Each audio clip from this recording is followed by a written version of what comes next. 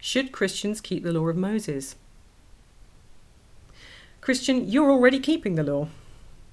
Every day when you step outside your door, you are stepping into a world where you obey laws and statutes continually.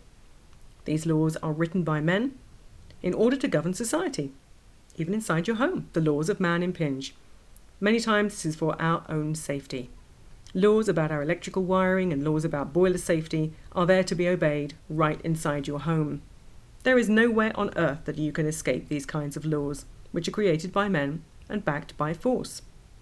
These laws constitute legalism in its clearest form.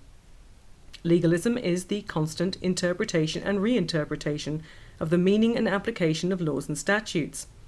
The legal profession works to find ways through the laws which have been passed, and the interpretation of those laws within the cases that are tried create precedents which become case law, which can then be referred to by other lawyers. Cases make law as well as governments. You hope when you vote that the person who takes power will keep some laws you like and take away others that you don't. You're probably against abortion, so is God, and he said, "Thou shalt not kill." But the state disagrees, and millions of people die every year in abortions. You are certainly against theft, and God said, "Thou shalt not steal." You may believe that the state also agrees, but even that is no longer true.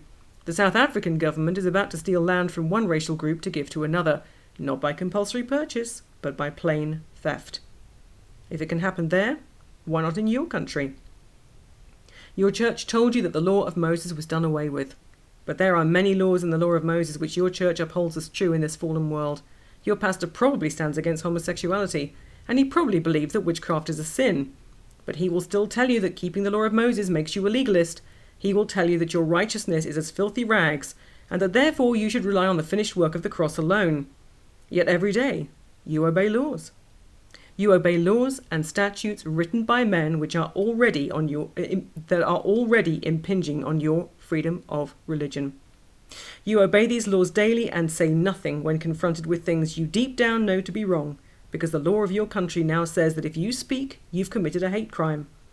That is where the shifting sands doctrines of secular lawmakers have brought us.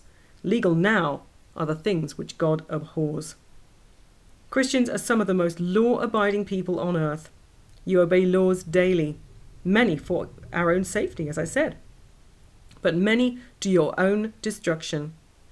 In this short series of talks, I'm going to share with you just why you need to now embrace the law of Moses as truth and righteousness, and how we can easily see through what is happening to the people in our societies that the law still stands, just as Christ said, "For verily I say unto you, till heaven and earth pass, one jot or one tittle shall in no wise pass from the law, till all be fulfilled."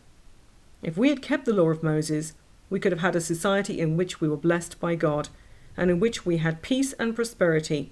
Instead, we are being backed into a corner by ever-changing laws, which are robbing us of our rights as believers.